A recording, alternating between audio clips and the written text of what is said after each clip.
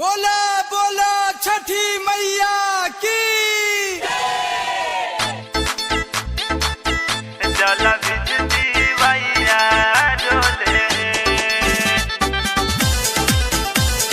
मैया डोले recording studio बाजार रखवा कोया सबो सैया डोले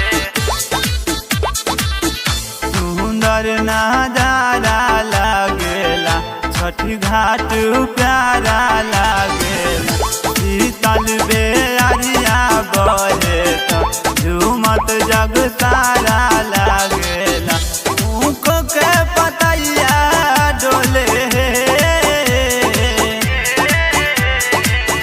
रथवा पया जीत गोसैया डोले रोसही तिवैया डोले रथवा पया जीत गोसैया डोले जल बिच तिवैया डोले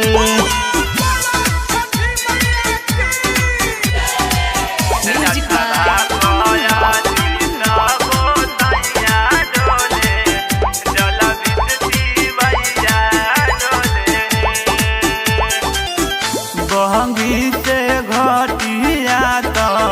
सजल सिंगारा लागे तही ऊपरा दिया नाते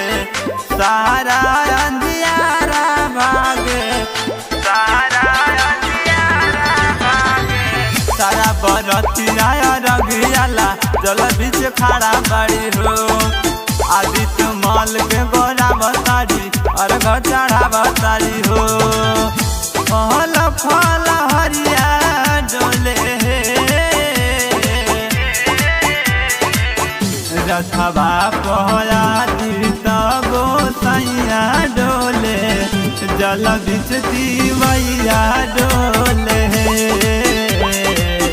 रथवा पया तीर्थ गोसैया डोले जल बिच तिवैया डोले जल बिच तिवैया डोले जल बिच तिवैया डोले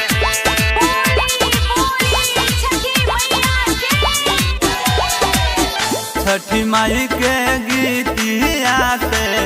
घटिया कोहला वाला लागे कोयल से मीठिया बरतिन के गावल लागे बरतिन के गावल लागे गुड्डू विकास विद्यार्थी भी माई के भजन गावेले देखी दृश्य खूब सूरत यहाँ खुशी से धन पावेले जल के गगरिया डोले रथवा पया जीत गोसैया डोले जल बिच तिवैया डोले रथवा पया जीत गोसैया डोले वसही